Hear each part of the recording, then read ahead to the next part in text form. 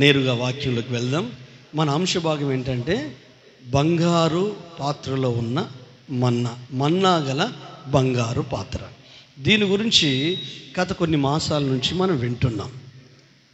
విన్నప్పటికి కూడా ఎక్కువ శాతం గుర్తుండదు, మర్చిపోతాం. మంచి విషయాలు ఎప్పుడు తొందర మర్చిపోతాం. అక్కడికి వచ్చే విషయాలు, బాగుపడే విషయాలు, వాటి మీద మనకు ఆసక్తి ఉండదు. ఈ ఆసక్తి ఎప్పుడైతే సన్నగిలుతుందో గుర్తుండదు. దాన్ని ఏమంటే తృష్ణ, ఇష్టము. ఇష్టమున్నది ఏదైనా అర్థమవుతుందండి. ఆసక్తి ఉన్నది ఏదైనా జిజ్ఞాస కలిగిస్తుంది, తహతహలాడుతూ ఉంటాం. హల్లెలూయా. కొత్తగా పెళ్ళైన పెళ్లి కూతురు అత్తగారింటికి వెళ్ళింది అనుకో, ఈ మరులు వెళ్ళి తిరుగుని అన్నీ అయిపోయాక ఇక మళ్ళీ వెళ్ళిపోతుంది కదా అక్కడ సంసారం చేయడానికి. వారం అయింది, 2 వారాలు అయింది, 2 నెలలు అయింది, 3 నెలలు అయింది. ఈ తల్లిగారి నుంచి ఇంకా నానో అమ్మో వస్తలేరు అనుకో, ఆ పిల్లకి ఏముంటుంది? మా డాడీ ఎప్పుడు వస్తాడు, మా మమ్మీ ఎప్పుడు వస్తాడు, ఇంకెన్ని రోజులు ఇడు ఉండాలి. ఆ తృష్ణ ఎదురు చూస్తూ ఉంటాడు. అట్లా దేవుని కొరకు, దేవుని మాటల కొరకు ఆసక్తి కలిగి ఉంటే, ఆసక్తి ఉన్న వ్యక్తికి, ఇష్టమున్న వ్యక్తికి, దైవికంగా ఎదగాలనే ఆలోచన ఉన్న వ్యక్తికి, ఆ వాక్కు నాకు కావాలనుకున్న వ్యక్తికి ప్రతిదీ గుర్తుంటుంది. హల్లెలూయా. చాలా విషయాలు మనం నేర్చుకున్నాం. అంశం పేరు చెప్పి మీతో చెప్పడం ప్రారంభించాను. మన్నా అంటే ముందు అక్షరార్థంగా అర్థం చేసుకుందాం. మరోసారి మీకు రిమైండ్ చేస్తా. నా ఉద్దేశం ఏంటంటే, మీ హృదయం అనే పలకల మీద చెరపబడిన అక్షరాల్లాగా దేవుని అక్షయ బీజాలు నాటాలి. ఇజ్రాయేలు ప్రజలు ఐగుప్తు నుండి దాటి 2 నెలల 15 రోజులు అయింది. అర్థం చేసుకోండి. ఇజ్రాయేల్ ప్రజలు ఐగుప్తును విడిచిపెట్టి 2.5 మంత్ అయింది. వాళ్ళు విడిచిపెట్టే విధానం ఏంటంటే, దేవుడు మోషే అహరోనులను పంపించి 10 తెగుళ్ళు పంపించి ఒక రాత్రికి రాత్రే వారిని విడిపించడం కొరకు పస్కా బలిపశును వధించి, చెప్పులు తొడుక్కొని, కర్రలు చేతులు పట్టుకొని, చేదు కూరలతో తిని రాత్రికి రాత్రే బయలుదేరారు. వాళ్ళు బయలుదేరే ముందు తొలుచూలు కుమారుడు ప్రతి ఇంట్లో మొట్టమొదటి కొడుకు చనిపోయాడు. అంటే 430 సంవత్సరాలు బానిసత్వంలో ఉన్న ప్రజలకు విడుదల వచ్చింది. ఈ బయలుదేరి కొద్ది దూరం వెళ్ళిన తర్వాత ఎదురుగా ఎర్ర సముద్రం వచ్చింది. ఎర్ర సముద్రం రాగానే వీళ్ళ మైండ్ ఎక్కడికి వెళ్ళింది? ఐగుప్తులోకి వెళ్ళింది. ఎందుకు ఐగుప్తులోకి వెళ్ళిందంటే, ఎర్ర సముద్రం వచ్చింది, అసలు ఎందుకు మనం బయలుదేరాము, అక్కడే ఉంటే బాగుండు అని అనుకున్నారు. కొంచెం వచ్చింది, కానీ ఎందుకో వెనుకకు తిరిగి చూశారు. చూస్తే ఫరో సైన్యం వస్తుంది. ఈ 2 సంఘటనలు వీళ్ళ ఆలోచనను ఉక్కిరి బిక్కిరి చేసింది. ఆనందము ఎక్కువసేపు లేదు. 430 సంవత్సరాల నుంచి విడుదల పొందిన ఆనందము ఎక్కువ సమయం లేదు. అంటే అన్ని వైపుల డోర్స్ క్లోజ్ అయిపోతే, అన్ని వైపుల ద్వారాలు మూసివేయబడితే, నీకు వెనుకను ముందును ఇటు అన్ని డోర్స్ క్లోజ్ అయిపోయినప్పుడు ఫస్ట్ మైండ్ స్ట్రక్ అయిపోతుంది. తోచదు, ఏం చేయాలో అర్థం కాదు, ఆలోచన స్తంభించిపోద్ది. ఈ స్తంభించిపోయిన ప్రతి వ్యక్తి ఏం చేస్తారంటే, అక్కడ అందుబాటులో ఉన్న వాళ్ళని తిడతారు. అలా భార్య ఉందా, భర్త ఉందా, పిల్లలు ఉన్నారా, ఫ్యామిలీ, కొలిక్సా, ఉద్యోగంలో ఉన్నావా, వ్యాపారంలో ఉన్నావా? ఎందుకంటే మైండ్ స్ట్రక్ అయింది. ఈ ప్రాబ్లం పర్సనల్ ప్రాబ్లం. హల్లెలూయా. పరిష్కార దిశగా ఆలోచించలేదు. కానీ ఏమంటున్నాడు తెలుసా? ఓ మోషే, మమ్మల్ని చంపడానికి వచ్చావా? మమ్మల్ని బయటికి తీసుకొచ్చావు, సైన్యం వస్తుంది, మమ్మల్ని లాక్కెళ్తారు, తప్పించుకొని వస్తున్నాం కదా, ఇంకెక్కువ కచ్చి పగ రివెంజ్ తీర్చుకుంటారు. అంటే మనిషి ఎప్పుడైనా ఎక్కువ బాధలు ఎప్పుడు కలుగుతాయి సార్? ఊహలలోనే ఆ బాధలను దర్శిస్తారు, ఆలోచనలలోనే ఆ సిచ్యువేషన్ కళ్ళల్లో చూస్తూ ఉంటాడు దృశ్య రూపకంగా. నేను చాలాసార్లు చెప్తాను కదా, క్యాన్సర్ అనగానే ఆ రోగమే చంపుతుంది మనిషిని, జబ్బు చంపదు. హల్లెలూయా. నాగుపాము కరిసిందట అనగానే కథం, చచ్చిపోతారు. అంటే ఆ పాము అనే భావన ఉంది చూడు, విషతర్పం, ఆ భావనే ఆ మనిషిని చంపేస్తుంది. ఇప్పుడు వీళ్ళ ఊహలు ఎట్లున్నాయంటే ముందు నొయ్యి వెనుక గొయ్యి, ఈ సిచ్యువేషన్లో ఉన్నారు. మోషేను అహరోను ఇష్టం వచ్చినట్టు మాట్లాడుతున్నారు. కానీ మోషే ఏం చేశాడు? యెహోవాకు ప్రార్థన చేశాడు. హల్లెలూయా. ఇప్పుడు మన దగ్గరికి వద్దాం. మన వ్యక్తిగత జీవితంలో ఇలాగ జైల్లో బంధించినట్టు, పరిస్థితులన్నీ చిన్నాభిన్నమైనట్టు, ఇక బ్రతకడానికి దారి లేనట్టు, వాళ్ళు బానిస బ్రతుకులోకి వెళ్ళిపోతాం కావచ్చు అని ఈ సిచ్యువేషన్ వచ్చినప్పుడు నువ్వెలా ప్రవర్తిస్తావు? నువ్వెలా ఆలోచిస్తావు? నువ్వెలా డెసిషన్ తీసుకుంటావు? మనం చేసే పని ఏంటిది? ఆఫీస్లో వాళ్ళ పై ఆఫీసరు ఏదో చిన్న మిస్టేక్ జరిగింది. ఆ ఆఫీసర్ ఏం చేసిందంటే ఈ కిందున్న వ్యక్తిని అరిచాడు. ఈ పై ఆఫీసర్ ఎందుకు అరిచాడంటే ఇంటి దగ్గర నుంచి బయలుదేరినప్పుడు భార్య ఈ భర్త మీద అరిచింది. ఈ భర్త భార్యను ఏమనలేడు కదా, కాబట్టి కిందున్న ఉద్యోగం ఉంటాడు కదా, తక్కువ స్థాయిలు కదా, వాడు ఏమనలేడు, పెద్దసారు కదా అని వీరి మీద అరిచింది. వీడేం చేసిండు? ఇంటికి వెళ్ళి వాళ్ళ భార్య మీద అరిచిండు. అంటే మనం ఏం చేస్తామంటే మనకు జరిగింది ప్రతిది ఏదైనా ఉంటే అవతల వాళ్ళ మీదకి నెట్టేస్తాం, అట్లా తృప్తి పొందుతాం. వీళ్ళు ఏమంటుండంటే మోషే అహరోనులు మీరు మమ్మల్ని ఎందుకు తీసుకొచ్చిండు? మీరు ఎందుకు అక్కడికి వచ్చిండు? మీరు రాకుంటే బాగుండు, మీరు చెప్పకుంటే బాగుండు, మేము వచ్చాం. మరి ఎర్ర సముద్రము ఎదురుగా ఉంటే అంత 430 సంవత్సరం నుంచి విడిపించిన దేవుడు ఇక్కడ పరిష్కారం ఇవ్వలేడా? చెప్పండి. మీ జీవితంలో ఎన్నో సమస్యలు ఉన్నాయి, ఒక్కొక్కటి పరిష్కరించుకుంటూ రాగలిగారు. ఇప్పుడున్న ఈ సిచ్యువేషన్లో ఇప్పుడు మీరు అనుభవిస్తున్న అది రోగమో, వ్యాధో, జబ్బో, మానసిక సంఘటన, అది ఏదైనా కావచ్చు, ఇవ్వలేడా పరిష్కారం? మరి ఇవ్వాలంటే నువ్వు ప్రశాంతంగా ఉండాలి కదా, నీ మైండ్ ప్రశాంతంగా ఉండాలి కదా, నీ ఆలోచనలు ప్రశాంతంగా ఉండాలి కదా, నీ హృదయం ప్రశాంతంగా ఉండాలి కదా, తేటగా ఉంటేనే కదా. ఇప్పుడు నీళ్ళు ఉన్నాయండి, చెరువులో నీళ్ళు ఉన్నాయి. ఆ చెరువులో నీళ్ళు కూడా తాగుతారండి వాళ్ళు. అది పొలం దున్నేటోళ్ళు, ఎందుకంటే ఆ సద్ది అక్కడ తెచ్చుకొని అన్నం తిని ఆ చెరువులో నీళ్ళు తాగుతారు. అలాగ తాగిన అనుభవాలు మనకు ఉన్నాయి. ఈలోపు ఎవడో పిల్లగాడు బర్రెలను తీసుకొచ్చాడు, ఆ బర్రెలంతా ఆడ కడిగిండు, అంతా చేసిండు. చేస్తే నీళ్ళని ఏమైపోతాయి? నీళ్ళని కలుకులు అయిపోతాయి. ఆ కలుకులు అయిపోతే అది చూసి ఆ బర్రెలను తీసుకొచ్చిన వాడిని విని తిట్టడం కంటే 1 గంట ఆగుదాం. ఎందుకు? ఏమైపోతుంది? అడుక్కెళ్ళిపోతుంది, తేటగా అయిపోతుంది. హల్లెలూయా. జీవితం కూడా అంతే అండి, లైఫ్ కూడా అంతే. మనము రక్షించబడిన ప్రజలమైన మన జీవితం కూడా అంతే. ఐగుప్తు నుంచి బయటకు వచ్చాం. బయటకు వచ్చిన మన లైఫ్లో ఎర్ర సముద్రం వస్తుంది, ఇటు సాతానుడు సైన్యంతో వస్తాడు, అన్ని వైపుల గాలి, ఇరువైపుల గాలి ముసురుకుంటుంది. ముసుకున్నప్పుడు ఫస్ట్ మెంటల్గా డిస్టర్బ్ అవుతాం. మెంటల్గా ఎవరైతే డిస్టర్బ్ అవుతారో వాళ్ళ ఫ్యామిలీ మొత్తం డిస్టర్బ్ అవుతుంది.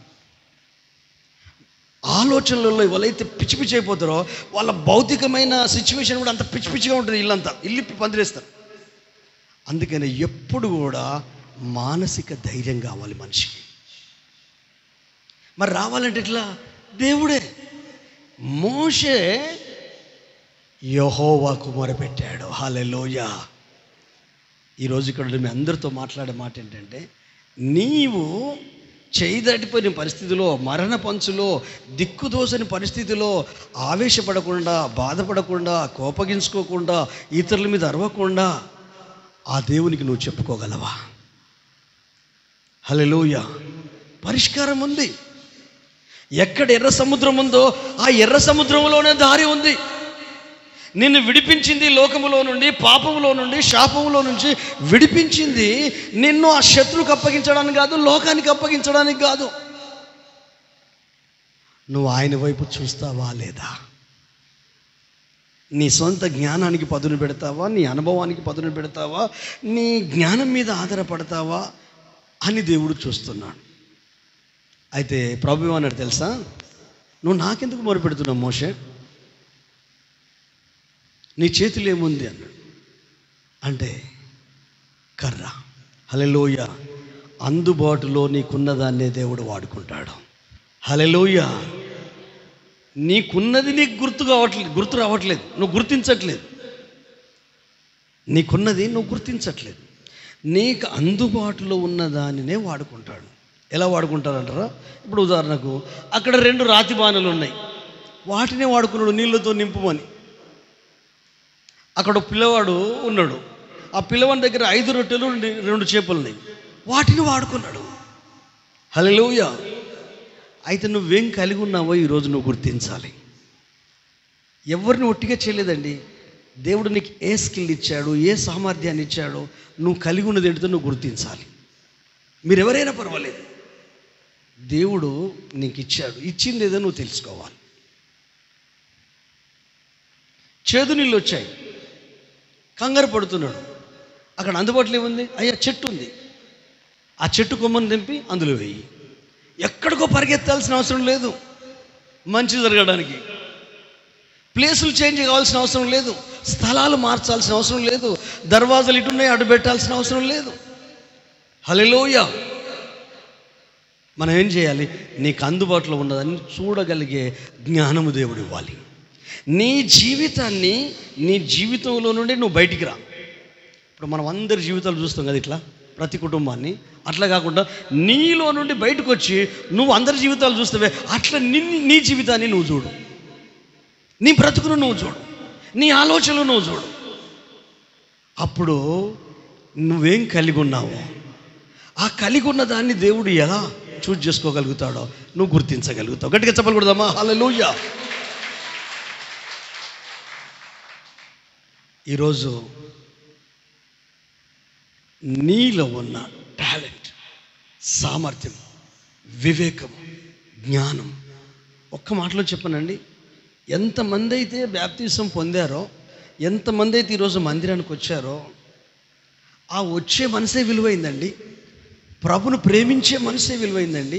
ప్రార్థించే మనసే విలువైందండి.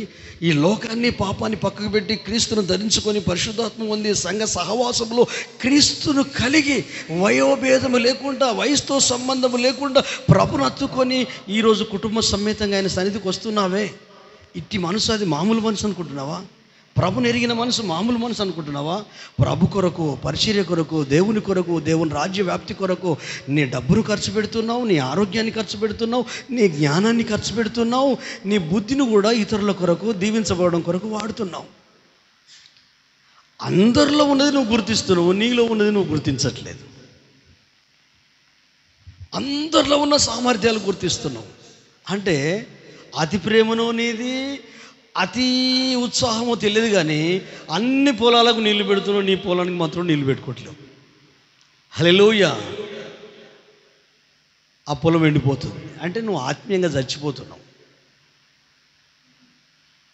ఆ క్లిష్టమైన పరిస్థితిలో దేవుని యొక్క ఆలోచన రావడంతోనే దేవుడు ఇంకోటి ఏం చేశాడు తెలుసా? వాళ్ళకు ధైర్యం కలిగించడం కొరకు, వీళ్ళకు వెలుగుంది, వీళ్ళే కదా, వీళ్ళని చూసే కదా భయపడేది, ఆ భయపడే వాళ్ళకు చీకటి కలుగజేశాడు. హల్లెలూయా. దేన్ని చూసి నువ్వు భయపడుతున్నావో, ఏది నిన్ను సవాల్ చేస్తుందో, భయభ్రాంతులకు గురి చేస్తుందో, గుండె వేగంగా కొట్టుకుంటుందో, హై బీపీ వస్తుందో, బ్లడ్ ప్రెషర్ వస్తుందో, మోకాళ్ళు వణుకుతున్నాయో, అది ఊహించేసరికి ప్రాణాలపై ప్రాణాలు వచ్చినట్టు అనిపిస్తుందో, అది నీ మనసుకు, నీ తాటుకు, నీ ఆలోచనకు రాకుండా దాన్ని దేవుడు కనుమరుగు చేస్తాడు. హల్లెలూయా. ఇప్పుడు ఇజ్రాయేల్ ప్రజలకు ఫరో సైన్యం కానీ, ఫరో కానీ వాళ్ళు కనిపించట్లేదు. ఎందుకంటే ముందును వెనుకను ఆయన ఆవరించున్నాడు కనుక ఇజ్రాయేలులకు వెలుగు, వాళ్ళకు చీకటి కలుగజేశాడని ఉంది. హల్లెలూయా. నీకు చేయడా? నీ చీకటిని వెలుగుగా చేయడా? నీ శాపాన్ని ఆశీర్వాదంగా మార్చడా? నీ అజ్ఞానాన్ని జ్ఞానంగా మార్చడా? నీ అమాయకత్వాన్ని ఆ సామర్థ్యంలోకి నడిపించడా? నువ్వెందుకు విశ్వసిస్తలేవు? ఆ తర్వాత కర్ర చాపాడు, దారి ఆరిన నేల ఏర్పడింది. హల్లెలూయా. ధైర్యం చేయలేదు, ముందు మోషే నడిచాడేమో నేను అనుకుంటాను. హల్లెలూయా. మోషే అహరోను నడుస్తున్నారేమో. అందరూ ఆవలి తీరానికి వచ్చారు. ఈలోపు వీళ్ళు స్టార్ట్ చేశారు, వీళ్ళు నడవడం ప్రారంభించారు. ఆ తర్వాత జరిగింది ఏంటంటే, ఈ ముందున్న వ్యక్తికి దాటుతాడు కొద్ది దూరం అయితే, ఒక 10 అడుగులు వేస్తే వీళ్ళందరూ ఇందులోకి వచ్చేసారు. ఇట్లా కప్పేశాడు దేవుడు. వాళ్ళ కళ్ళ ఎదుటనే వాళ్ళు చూస్తుండగానే తరతరాలుగా భయపడుతున్న ఆ మనుషులకు, ఆ శాపానికి, ఆ రోగానికి శాశ్వతంగా వాళ్ళను జల సమాధి చేసేసాడు. హల్లెలూయా. ఈరోజు ఇక్కడ ఎంతమంది ఉన్నారో, ఏం గుర్తొస్తే నీకు భయం అనిపిస్తుంది? ఏ సిచ్యువేషన్ గుర్తొస్తే నీకు నిద్ర పడతలేదు? ఏ పరిస్థితులు గుర్తొస్తే నీ గుండె వేగంగా కొట్టుకుంటుంది? ఏ అనారోగ్యం గుర్తొస్తే నా చాప్టర్లు క్లోజ్ అయిపోయిందని అన్నము తిండి మానేసి, నిద్ర మానేసి గందరగోళం అయిపోతున్నావు? పిల్లలు గుర్తొస్తే అలాగవుతుందా? భర్త గుర్తొస్తే, భార్య గుర్తొస్తే, ఆర్థిక ఇబ్బందులు గుర్తొస్తే, అప్పుల బాధలు గుర్తొస్తే, రకరకాల సమస్యలు గుర్తొస్తే అసలు జీవితం మీద విరక్తి చెందుతున్నావా? అయితే ఈరోజు ప్రభు అంటున్నాడు, శాశ్వతంగా ఆ శత్రువులను, ఆ రోగాన్ని, ఆ వ్యాధిని నేను నీ దరిదాపులకు రాకుండా నేను చేయగలుగుతాను. హల్లెలూయా. వాళ్ళు చూస్తుండగానే వాళ్ళ కళ్ళ ఎదుటనే వాళ్ళు జల సమాధి సముద్రంలో శవాలు తేలాయి. ఇక వీళ్ళకు భయం ఉందండి. ఇక మెయిన్ శత్రువులే ఖతమైపోయారు. సాతానునే యేసయ్య సిలువ మరణం ద్వారా ఆ కలువరి సిలువలో వాని విషబుడ్డలు పీకేశాడు, ఆ సింహము కోరలు తీసేశాడు. వాడు ప్రాణమున్న విషయం లేదు వాని లోపల, సచ్చిన పాము వాడు. మరి దయ్యానికి భయపడడం ఏంటండి? మాంత్రిక శక్తులకు భయపడడం ఏంటండి? దురాత్మ శక్తులకు భయపడడం ఏంటండి? క్రీస్తు రక్తం చేత కడగబడిన వ్యక్తి ఆ దయ్యపు శక్తులకు, సాతాను శక్తులకు కలలు పడితే, ఇట్లా పడితే, అట్లా పడితే భయపడడం ఏంటండి? నువ్వెవరి బిడ్డవు? ఎవరి కుమారుడవు? ఆ పక్కకుండి నేను నీ బిడ్డ, చాలు నువ్వు నా బిడ్డవు కాదు, నువ్వు పిరికోడు కాదురా, నా బిడ్డ ధైర్యంగా ఉంటాడు. హల్లెలూయా అంటాడు. లేదా నీ బిడ్డ అంటే మరి భయం ఎందుకుందిరా? నా బిడ్డ అయితే షడ్రక్ మేషక్ అబేద్నెగోలు భయపడరా? అగ్నిలో పడడానికి ఇష్టపడరు. దానియేలు భయపడ్డా? మరి నువ్వెందుకు భయపడుతున్నావు? నువ్వు నా కొడుకే కదా, నా కూతురువే కదా అంటాడు. ఇప్పుడు చెప్పాలి, మీరు ఎవరి బిడ్డలో, ఎవరు కొడుకులో? హల్లెలూయా. పిరికొల్లా మనుషుల్లా? పిరికొల్లను కుక్కలతో పోల్చారు, పిరికొల్లను మాంత్రికులతో పోల్చారు. హల్లెలూయా. పిరికొల్లను అవిశ్వాసులతో పోల్చారు, దేవుడు ఎరిగిన వ్యక్తులతో పోల్చారు. ఇంత మట్టుకు అర్థమైంది కదా? హల్లెలూయా. మాటి మాటికి ఎందుకు గుర్తు చేస్తున్నట్టే, ఇక మీ లైఫ్లో ఎప్పుడు వాక్యం మర్చిపోద్దు మీరు ప్రాణంతో ఉన్నంత వరకు. హల్లెలూయా. ఇన్ని అనుభవాలు ఉన్న వ్యక్తులు. హల్లెలూయా. ఇప్పుడు 16వ అధ్యాయం మొదటి నుంచి కొన్ని వచనాలు చదువుదాం. నిర్గమకాండము 16వ అధ్యాయము మొదటి నుండి కొన్ని వచనాలు చదువుదాం. మీరింటికి వెళ్ళిన తర్వాత ఈ అధ్యాయం అంతా చదువుకోండి. దీన్ని ఒక్కొక్క వచనంగా మీకు అర్థం చేయించడానికి ప్రయత్నం చేస్తాను. తర్వాత ఇజ్రాయేల్ సమాజం అంతయును ఏలీం నుండి ప్రయాణమైపోయి వారు ఐగుప్తు దేశం నుండి బయలుదేరిన 2వ నెల 15వ దినంన ఏలీమునకు సీనాయికి మధ్యనున్న సీను అరణ్యంనకు వచ్చిరి. అరణ్యంలో ఇజ్రాయేల్ సమాజం అంతయు మోషే అహరోనుల మీద సనిగెను.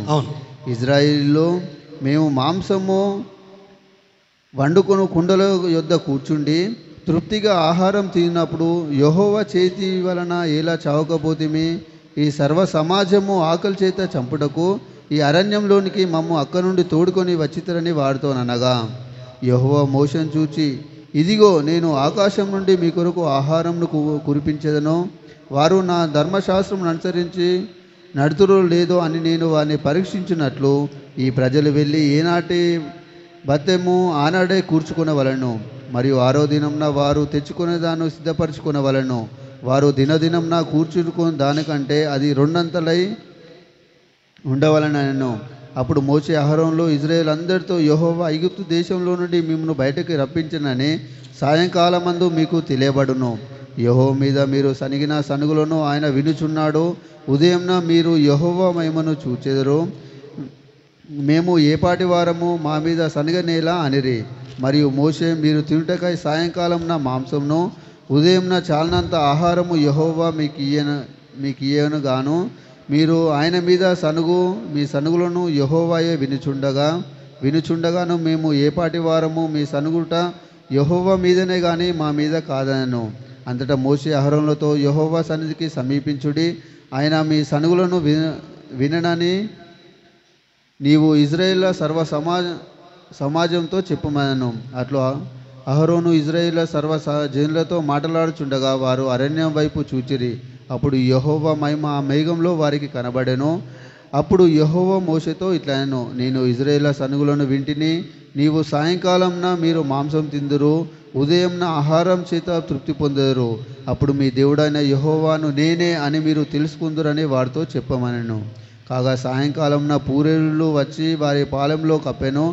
ఉదయంన మంచు వారి పాలెం చుట్టూ పడి ఉండెను. పడిన మంచు ఇరిగిపోయిన తర్వాత నూగు మంచు వలె సన్నని కణములు అరణ్యపు భూమి మీద కనబడేను. ఇజ్రాయేలు దాన్ని చూచినప్పుడు అది ఏమైనదని తెలియక ఇదేమి అని వారితో ఒకరు చెప్పుకొనిరి. మోషే, ఇది తినుటకు యెహోవా ఇచ్చిన ఆహారము. యెహోవా ఆజ్ఞాపించినదేమనగా ప్రతివాడును తన వారి భోజనమునకు ప్రతివాడు తన కుటుంబంలోని తలకు ఒక్కొక్క ఓమేరు చొప్పున దాన్ని కూర్చుకొనవలెను. ఒక్కొక్కడు తన గుడారంలో ఉన్నవారి కొరకు కూర్చుకొనవలెను. ఇజ్రాయేలు అట్లు చేయగా కొందరు హెచ్చుగాను కొందరు తక్కువగాను కూర్చుకొనిరి. వారు ఓమేరుతో కొలిచినప్పుడు హెచ్చుగా కూర్చున్న వానికి ఎక్కువగా మిగిలేదు, తక్కువగా కూర్చుకున్న వానికి తక్కువ కాలేదు. వారు తమ తమ ఇంటి వారి భోజనముకు సరిగా కూర్చుకొని చుండిరి. మరియు మోషే దీనిలో ఏమీ ఉదయం వరకు ఎవరినూ మిగిల్చుకొనకూడదని వారితో చెప్పాను. ఆమేన్. హల్లెలూయా. గట్టిగా చప్పట్లు కొడదామా? హల్లెలూయా.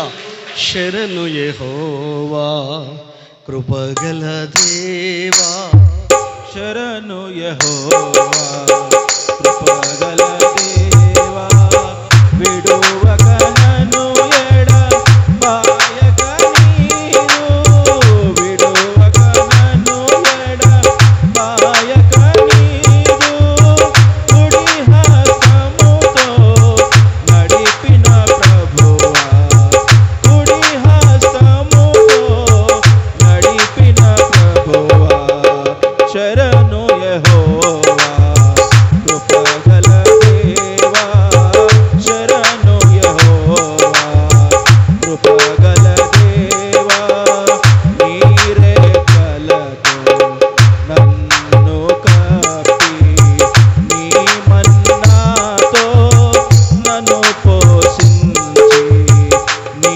మన్నాతో నన్ను పోషించి, నీ రెక్కలతో నన్ను కప్పి, నీ మన్నాతో నన్ను పోషించి, నీ మన్నాతో నన్ను పోషించి, నీ బండ నుండి నా దాహం తీర్చి, నీ బండ నుండి నా దాహం తీర్చి, నీ మేఘము క్రింద నన్ను నడుపు తండ్రి, శరణు యెహోవా కృపగల దేవా, శరణు యెహోవా కృపగల దేవా, విడువక నన్ను ఎడబాయక నీవు, విడువక నన్ను ఎడబాయక నీవు, కుడి హస్తముతో నడిపిన ప్రభువా, కుడి హస్తముతో నడిపిన ప్రభువా, శరణు యెహోవా కృపగల దేవా. గట్టిగా చప్పట్లు కొడదామా? గట్టిగా చప్పట్లు కొట్టి ప్రభు స్తుతిద్దామా? హల్లెలూయా. హల్లెలూయా. ఇప్పుడు మట్టుకు చదివింది కొంత మీకు అర్థమైంది. దానికంటే ముందు నువ్వు ఉపోద్ఘాతం కూడా ఎందుకంటే మాటి మాటికి నేను జ్ఞాపకం చేస్తున్నా కాబట్టి అది మీ హృదయంలో భద్రపరచబడి ఉంటుందని, దానిని పరిశుద్ధ ఆత్మదేవుడు వాడుకొని మీ జీవితాలను కడతాడని నేను విశ్వసిస్తూ ఉన్నాను. గమనించండి దేవుని బిడ్డలారా, 15 రోజులు అయిపోయింది. బయటకు వచ్చారు. బయటకు వచ్చిన ఆనందం లేదు. ఎర్ర సముద్రం దాటారు. దాటిన ఆనందం లేదు. హల్లెలూయా. ఇంట్లో పెద్ద కొడుకు చనిపోలేదు. వాళ్ళ ప్రతి ఇంట్లో రాజు మొదలుకొని దరిద్రం అన్ని 10 తెగులు వాళ్ళకు వచ్చేసాయి. ఈ అనుభవాలన్నీ మర్చిపోయారు. ఎర్ర సముద్రం దాటింది మర్చిపోయారు, అన్నీ మర్చిపోయారు. ఇప్పుడు తెచ్చుకున్న సర్ది అయిపోయింది. వాళ్ళు ఏర్పరిచిన ఫుడ్ అయిపోయింది. ఇప్పుడు తినడానికి ఏం లేదు. ఇప్పుడు తినడానికి ఏం లేకపోతే యేసు ప్రభు ఒక ప్రార్థన నేర్పించాడు. ఏం ప్రార్థన? పరలోక ప్రార్థన. పరలోకమందున్న మా తండ్రి, నీ రాజ్యము, నీ నామం పరిశుద్ధపరచబడునుగాక, నీ రాజ్యము వచ్చునుగాక. ఇంకోటి ఏంటిది? నీ చిత్తం పరలోకమందు నెరవేరినట్లు భూమి మీద నెరవేరునుగాక. ఇంకొకటి, మా అనుదిన ఆహారము నేడు మాకు దయచేయుము. హల్లెలూయా. ఇప్పుడు ఫుడ్ లేదు ప్రభువా, మేము ఎట్లా బ్రతకాలి, మాకు ఫుడ్ ఇవ్వమంటే బాగుంటుందా, మోషన్ తిడితే బాగుంటుందా? అందా నాకు తెలియకూడదా? ఉన్నాయి, సమస్యలు ఉన్నాయి. నాకు సమస్యలు ఉన్నాయి, మీకు సమస్యలు ఉన్నాయి. ఇప్పుడు మనం ఒకరినొకరు అరుచుకుంటే బాగుంటుందా? పరిష్కార దిశగా ఆలోచించాలి. ఈ రోజులలో ప్రతి ఫ్యామిలీలో అరుచుకునే ఎక్కువ అవుతుంది. బుద్ధిమంతులాగా చూడకండి, మీ ఇంట్లో అదే పరిస్థితి. ఒక్కరిల్లు సంగతి కాదు, ప్రతి ఇంట్లో అరుచుకుంటే వాయిస్, ఒక వ్యక్తి వాయిస్ బేస్ పెరిగిందనుకో, ఇంకొక వ్యక్తి బేస్ తగ్గాల. సద్దు మనుగుద్ది. సద్దు మనుగుడు కాదు, ఇక ఉండు, నువ్వు నీ పిల్లలే ఉండు, నేను పోతా అని వెళ్ళిపోతుంది ఆమె. లేదు, నువ్వు నీ పిల్లలు, నేనే పోతా ఇంట్లోకి వెళ్ళి అని ఈయన అంటాడు. వీళ్ళిద్దరిని వాళ్ళు సంధానించాలట, కడుపులో పుట్టిన పిల్లలు. ఇదేం దౌర్భాగ్యం అండి. నువ్వు పిల్లలకి ఏం మంచి మాదిరి చెప్తావు? ఏది నీ మాదిరి? పిల్లలు నీ దగ్గరికి రావాలంటే భయపడాలి. నీకు బుద్ధి చెప్తాను. నిన్ను వాళ్ళు కన్నరా, వాళ్ళు నువ్వు కన్నవా? ఉందండి, సమస్య లేదని కాదు, సమస్య ఉంది.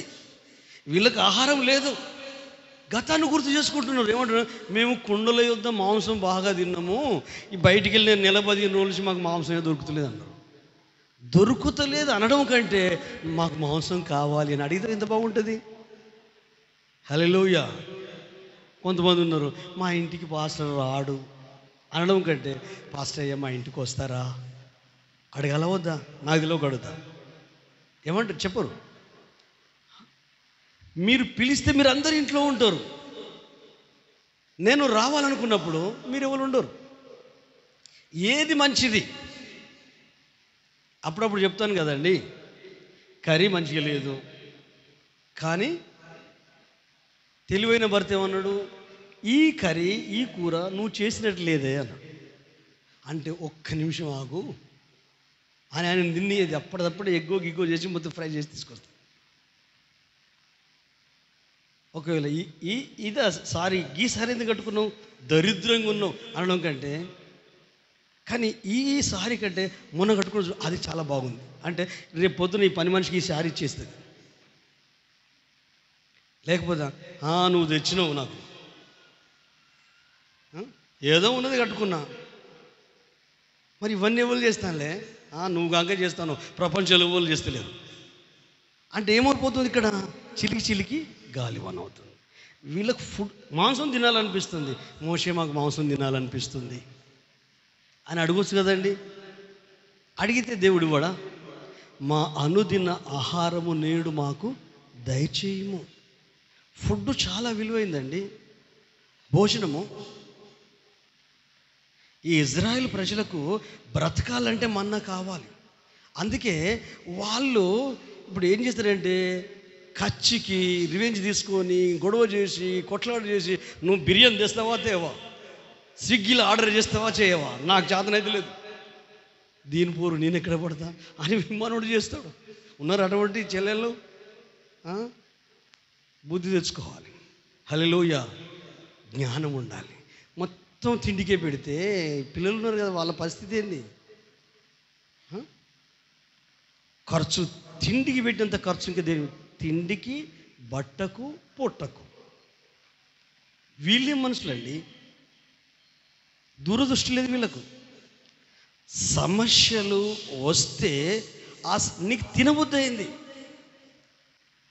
ఏమనాలి? గతాన్ని గురి చేసు, ఐగుప్తులు మాకు మస్తు మాంసం ఉండే, మరి వాళ్ళు రోజు ఈ సాపు చేసేది, ఈ ఇటుక పనులు చేపించేది, గడ్డి ఏకపోయేది, కొట్టేది, తిట్టేది, బానిస బతికే.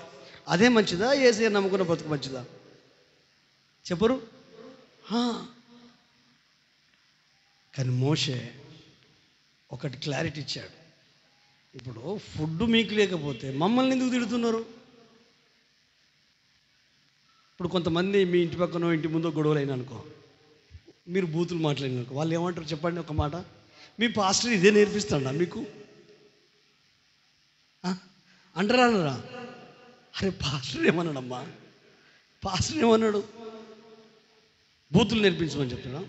స్కూలుకు వెళ్ళే పిల్లలను ఒకవేళ మీరు చెప్పినట్టు వినకపోతే, అరే మీ సార్ ఇదే చెప్తాడారా నీకు అని సార్ను తిరిగితే లాభం? అర్థం చేసుకోండి. అయితే జ్ఞానము లేనోళ్ళు ఏం చేస్తారంటే ఈ సమస్యను అవతల మీద వేస్తారు. జ్ఞానం ఉన్నోళ్ళేమో పరిష్కారం ఆలోచిస్తారు. అయితే వీళ్ళకు ఒక జ్ఞానం ఉన్నది, ఏం జరిగినా దేవుని చెప్తారు. ఏది? మోషకు. మరి నువ్వెందుకు చెప్పు?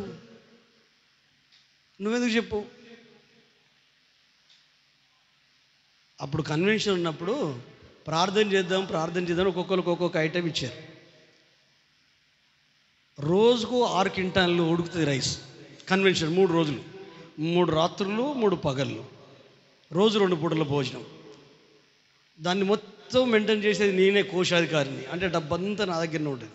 దాదాపు చుట్టుపక్కల గ్రామాల నుండి వచ్చేదంతా మన పాతలకు సంఘస్థులకు తెలుసు. అయితే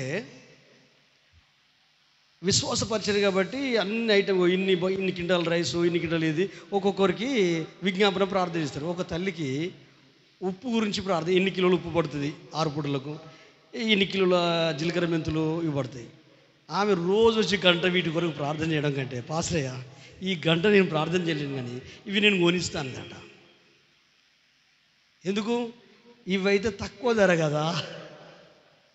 అంటే ప్రార్థన చేయడం కంటే ఇవి ఇచ్చి ప్రార్థన చేసుడు బంద్ చేసుకుంటే ఈమెం ఆత్మీయురాలు? నిన్ను చేయమన్నది ప్రార్థన, ఈమని చెప్పలేదు. అంటే వీళ్ళు ప్రార్థించాలి ప్రభు సన్నిధిలో. మోషన్ చూస్తున్నారు కదా, మోష ఎట్లా ప్రార్థన చేస్తున్నారు, మేము అట్లా ప్రార్థన చేయాలి. ప్రార్థన చేయక సనుక్కోవడం మొదలు పెడుతున్నారు. అప్పుడు చెప్పాడు, సరే శాశ్వతంగా వాళ్ళని పోషించడానికి నేను ఒక అద్భుతం చేస్తాను. హల్లెలూయా. మీరు రెండని వాళ్ళందరిని తీసుకొస్తే అక్కడ మేఘం కనిపిస్తుంది. హల్లెలూయా. యెహోవా మహిమ వారికి కనబడెను. ఎవరికి? మోషకు కాదు. మోషకు, అహరోనుకు, ఆ ఇజ్రాయేల్ ప్రజలకు, చిన్నపిల్లలకు, పెద్దలకు, వాళ్ళందరూ చూశారు. ఆ వచనం చదువు.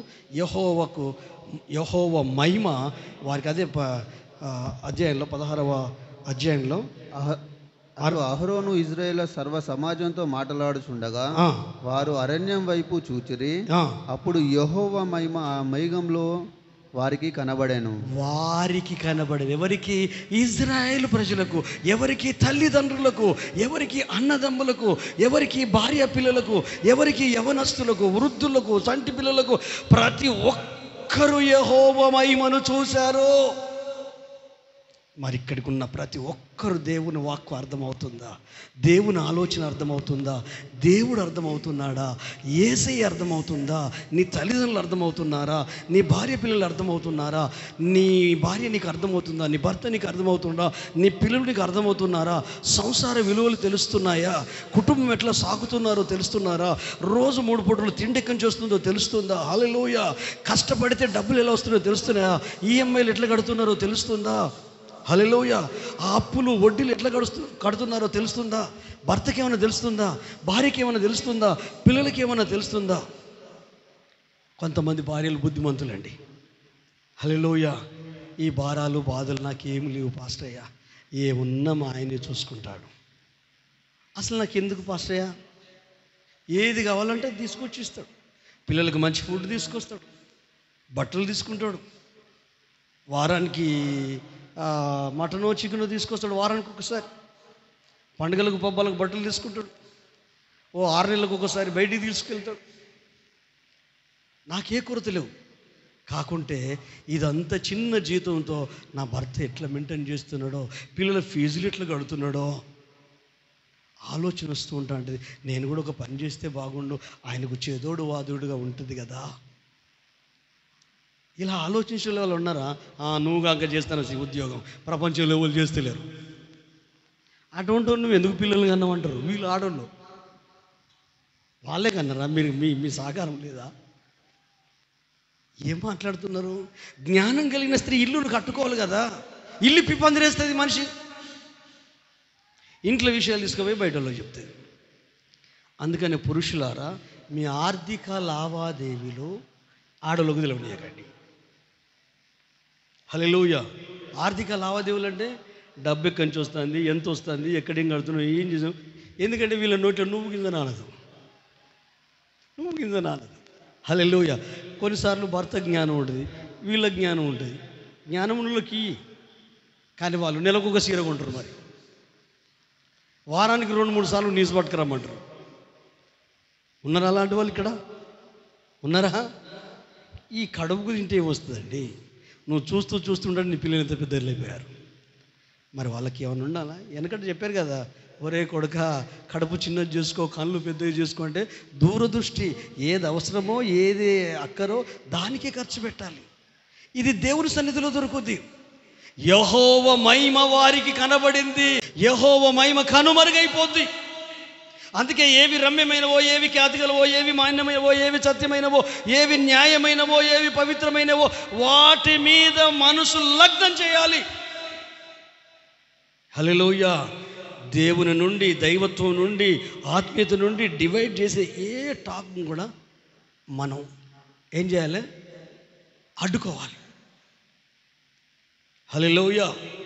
గట్టిగా చప్పలు కొడదామా, ప్రభువుని స్తుతిద్దామా, దేవునికి మహిమ కలుగునుగాక. హల్లెలూయా, హల్లెలూయా. ఈ మన్నా ఫస్ట్ టైం కురిచింది. ఇది 40 సంవత్సరాల అరణ్యంలో వాళ్ళకు దొరికింది. మన్నా ఉచితము, రక్షణ ఉచితము, కృప ఉచితము, ఆరోగ్యము, ఆశీర్వాదం ఉచితము. డబ్బు పెడితే వచ్చేది కాదు, డబ్బిస్తే వచ్చేది కాదు, అనుదిన మన్నా. హల్లెలూయా. దేవుని కృప మనకు కావాలి. కృప లేకపోతే మనం బ్రతకలేం. ఎంత విచిత్రం అంటే, రాత్రంతా మంచు కురుస్తుంది. మంచు కురిసినాక తెల్లవారు లేచినప్పుడు ఈ మంచు అనేది పైది తొలగిపోద్ది, పాలెంలో కురుస్తుంది. అయితే కురిసిన తర్వాత మన్నా కురుస్తుంది, మన్నా కురిసినాక మళ్ళీ మంచు కురుస్తుంది. ఈ పైనున్న మంచు కరిగిపోయిన తర్వాత ఈ నేల మీద పడదండి మన్నా. రాత్రంతా మనము నిర్గమకాండంలో చదువుకున్నాం, రాత్రంతా మంచు కురుస్తుంది. ఆ రాత్రి సమయంలోనే ఆ మంచు మీద మన్నా కురుస్తుంది, మన్నా మీద మళ్ళీ మంచు కురుస్తుంది. ఉదయం లేచినప్పుడు ఈ పైనున్న మంచు విరిగిపోతే ఆ మంచు మీద ఉన్న మన్నా కొత్తిమీర గింజల వలె అది ఒక బోలము, అంటే ఒక ముత్యములాగా తెల్లగా, దాని రుచి తేనెలాగా ఉంటుంది, అది చిన్నగా ఉంటుంది. ఒకవేళ గుడారములో ఉన్న వాళ్ళు వేకువజామునే లేవకపోతే, అక్కడికి రాకపోతే ఆ మన్నా దొరకదు. ఎందుకు? ఎండొచ్చిందనుకో కరిగిపోద్ది. ఎంత విచిత్రం అంటే, ఇప్పుడు 11వ అధ్యాయం చదువుకున్నాం కదా, ఏంటంటే ఆ మన్నానట చిన్నపిల్లలైతే తినొచ్చు, కానీ ఒక పెద్దవాళ్ళు అయితే అది విసురాయి ఉంటుంది కదా, ఆ విసురాయికి వేసి విసురుకోవాలట, లేకపోతే రోట్లు వేసి దంచుకోవాలట, పొనం మీద రొట్టెలాగా కాల్చుకొని తినాలట. ఇదేం విచిత్రమండి. ఆ సూర్యుని వెలుతురు వస్తే కరిగిపోయేది వీళ్ళ చేతిలోకి రాగానే వీళ్ళు ఓమేరు ప్రకారము, కొలత ప్రకారం తీసుకోగానే వీళ్ళ దగ్గరికి వచ్చింది కరిగిపోదు. గుడారంలో ఉన్న వాళ్ళకి ఇవ్వాలి కదా, కరిగిపోదు. అది తినడం కొరకు దాన్ని విసురులో విసిరాలి, రొట్టె కొరకు ఆ రోల్లో వేసి దంచాలి, అంత గట్టిగా ఉంటుంది. పెనం మీద కాల్చుకోవాలి. మన్నానే ప్లేట్ చేంజ్ కాగానే ఎట్లయిపోయిందండి చూడండి. శ్రమలు కష్టాలు వచ్చినప్పుడు వాక్యం అనే మన్నాను భుజించిన నీవు స్థిరంగా నిలబడాలి కృపలో, స్థిరంగా జీవించాలి కృపలో. చిన్న చిన్న వాటికే మనం డిస్టర్బ్ కావద్దు. హల్లెలూయా. ఎప్పుడైనా మనల్ని బాధ పెట్టే ఏ థాట్ అయినా మన హృదయంలోనికి రానివ్వద్దు. దేవుని వాక్యాన్ని పట్టుకొని ఆ విధంగానే ముందుకెళ్ళాల. ఒక్కసారి ఆలోచించండి. విలాప వాక్యములు 3వ అధ్యాయము, నేను ముగింపులకు వస్తున్నా, 3వ అధ్యాయము 22, 23 వచనాలు చదువుకుందాం. యెహోవా కృపగలవాడు, యెహోవా కృపగలవాడు, ఆయన వాత్సల్యత ఎడతెగక నిల్చున్నది గనుక, ఆయన వాత్సల్యత ఎడతెగకుండా నిలుచుచున్నది గనుక మనము నిర్మూలము కాకున్న వారము. ఆమేన్, హల్లెలూయా. ఈ కృప, ఈ మన్నా అనుదినము దొరుకుతుంది. ఇంట్లో దొరకదు, గృహంలో దొరకదు, పాలెములో దొరుకుతుంది. అందుకనే గుడారాలలో ఉన్న వాళ్ళు పాలెమునకు పరిగెత్తాలి. గ్రామాలలో, కుటుంబాలలో ఉన్న వాళ్ళు ప్రతి ఆదివారము మందిరానికి పరిగెత్తాలి. ఎప్పుడు పరిగెత్తాలి? 8 గంటల లోపే పరిగెత్తాలి. హల్లెలూయా. ఎందుకంటే మన్నా కురిస్తే ఆయన వాక్యము మంచు. హల్లెలూయా. ఇక్కడ కురుస్తుంది, దాన్ని మనం కూర్చుకోవాలి, ఓన్ చేసుకోవాలి. ప్రతి వాక్యం ఇది పక్కన కొరకే, ఎదురు ఉన్న ఆమె కొరకే, నా వెనుకున్నోళ్ళ కొరకే కాదు. ఫుడ్ అందరి కొరకు, వాక్యం అందరి కొరకు, దేవుని ఆలోచన అందరి కొరకు. ఇది ఎవరినో ఒక్కరినో ఇద్దరినో ఉద్దేశించి చెప్పేది కాదు. పరిశుద్ధాత్మ దేవుడు ఇక్కడ ఉన్న వాళ్ళందరినీ ప్రేమించి ప్రతి ఒక్కరితో మాట్లాడే మాట ఏంటంటే, నీ కొరకే నువ్వు పరిగెత్తుకొని రావాలి. ప్రారంభ ప్రార్థనలోనే ఉండాలి. ఆశీర్వాద ప్రార్థన అయిపోయేంత వరకు కదలొద్దు. ఆయన సన్నిధిలో కనిపెట్టుకొని ఉండాలి. ఆ తర్వాత అక్కడ సూర్యుడు బయటికి రాకముందే, ఒకవేళ సూర్యుడు వచ్చాడు అనుకోండి, వీళ్ళు లేటుగా వచ్చారనుకోండి, ఈ మన్నా కరిగిపోద్ది. కానీ వాళ్ళ చేతిలోకి రాగానే, వాళ్ళ ఉమేరులోకి రాగానే, వాళ్ళకి ఏర్పాటు చేసుకున్న వాళ్ళ లెక్కలోకి రాగానే కరిగిపోదండి. ఆ కృప నీ మీద నిలిచి ఉన్నది ఎడతెగకుండా. హల్లెలూయా. అందుకే ఈ రోజు వరకు ధైర్యంగా జీవిస్తున్నాం. మన మంచితనమో, మన దైవత్వమో, మన విశ్వాసమో, మన భక్తో, మన మందిరానికి లక్షలు ఖర్చు పెట్టామనో, పాస్టర్ అయ్యను సంఘాన్ని ప్రేమించామనో, లేకపోతే ఈ మందిరాన్ని శుభ్రం చేస్తున్నామనో, లక్షలు చేసి మైక్ సిస్టమ్ కొనుక్కొచ్చామనో, వీటిని బట్టి కాదండి. కేవలము దేవుని కృపను బట్టే బ్రతికున్నాం. ఆయన కృప లేకపోతే మనం బ్రతకలేము. హల్లెలూయా. అనుదిన కృప, ప్రత్యేకమైన కృప, దేవుని చిత్తం అనే కృప. హల్లెలూయా. జీవాహారమైన కృప, వాక్యమై ఉన్న కృప. హల్లెలూయా, హల్లెలూయా, హల్లెలూయా. ఇజ్రాయెల్ ప్రజల జీవితం కళ్ళ కట్టినట్టు మన ముందు చూపించారు. ఆయన మహిమను చూడాలా. ఆయన నీతో ఉన్నాడు అనడానికి మెయిన్ రీజన్ నీ సమయము, నీ మనీ ప్రభు కొరకు ఖర్చు పెట్టడమే, వేరే ఏం లేదు. నోటి మాటలతో ప్రేమించవద్దు, మందిరానికి వచ్చి ప్రేమించవద్దు. అన్నీ చేయగలుగుతున్నాం ఒక మనీ తప్ప, అన్నీ చేయగలుగుతున్నాం ఒక దశంభాగం తప్ప, అన్నీ చేయగలుగుతున్నాం. దేవుని పరిచర్యలో నీ డబ్బు వాడబడాలా. దేవుడు నన్ను బలవంతం చేశాడు. నువ్వే వాళ్ళను దరిద్రులను చేస్తున్నావు, నువ్వే వాళ్ళను శాపగ్రస్తులు చేస్తున్నావు. వాళ్ళు ఏమనుకుంటారో అని మోమాట పడుతున్నావు.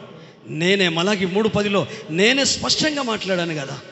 నేను మోమాట పడలేదు. నా యొద్దనే దొంగిలిస్తారన్నారని చెప్పాను కదా. నా భాగం అంతా దొంగిలిస్తున్నారని చెప్తున్నాను కదా. నువ్వెందుకు మోమాట పడుతున్నావు? అది వాళ్ళకి మంచిది కాదని చెప్పు. హల్లెలూయా.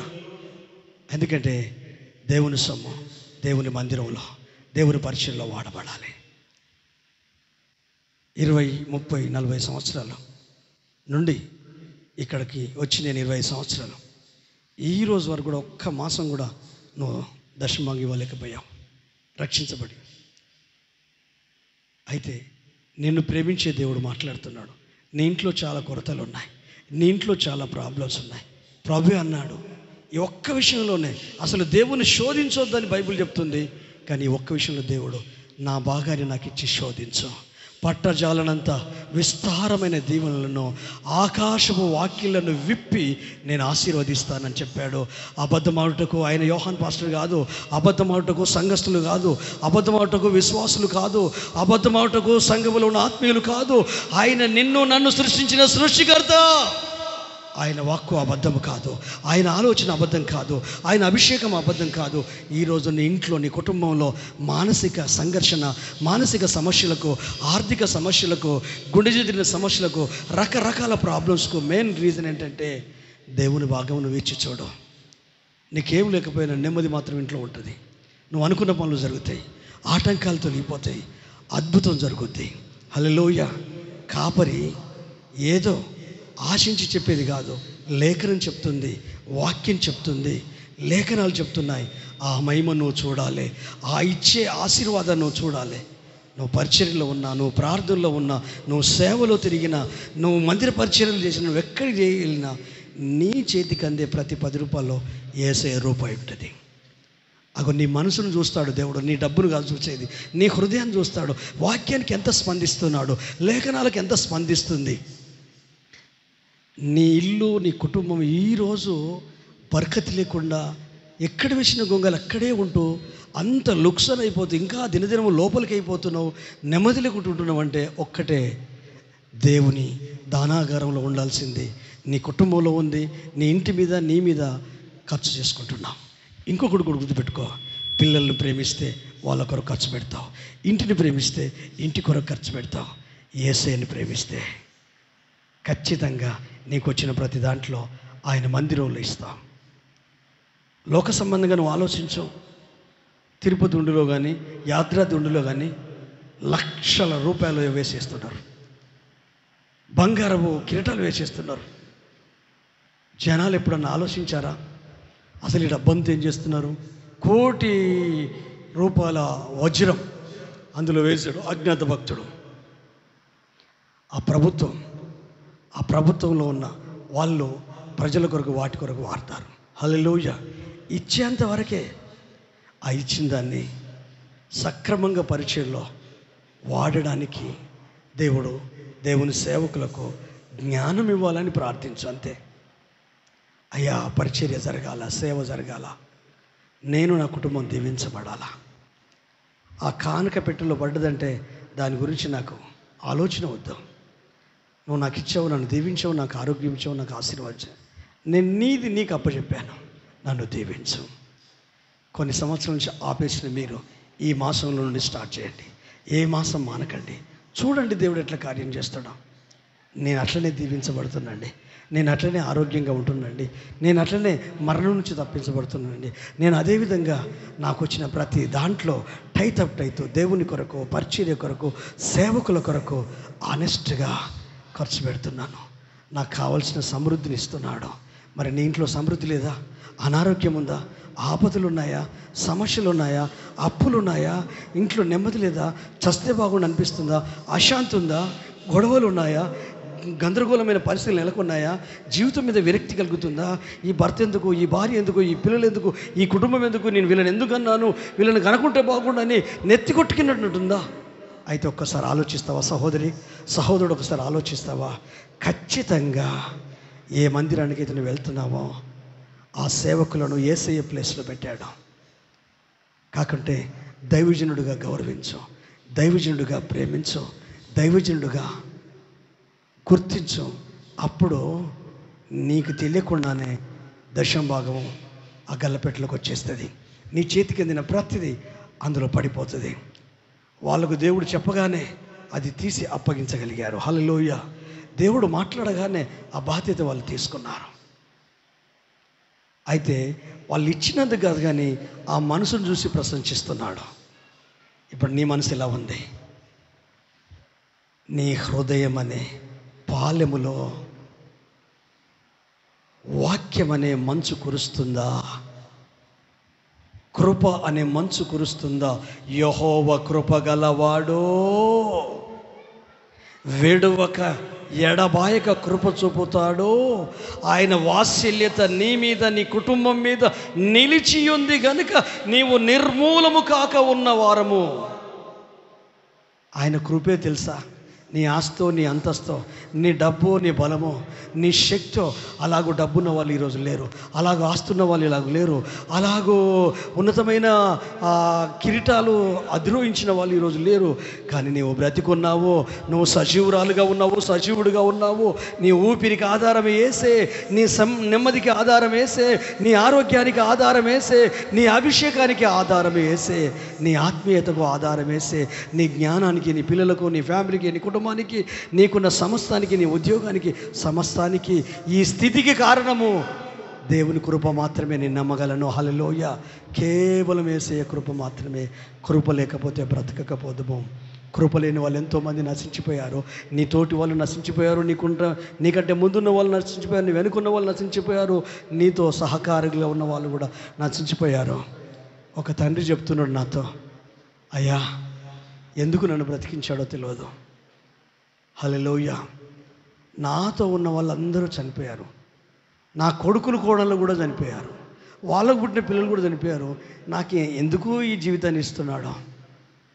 110 సంవత్సరాలు ఇంకా నాకు చావు వస్తలేదు. హల్లెలూయా. 110 సంవత్సరాలు నా పరిచయం చేయించుకోవట్లేదు. తన పనులు తాను చేసుకోగలుగుతున్నాడు. ఎంత అద్భుతం కదా. అది వాక్కులో ఉన్న మహత్తు, కృపలో దాగిన మహత్తు. 2 చేతుల పైకెత్తి కృతజ్ఞతలు చెల్లిద్దామా? హల్లెలూయా.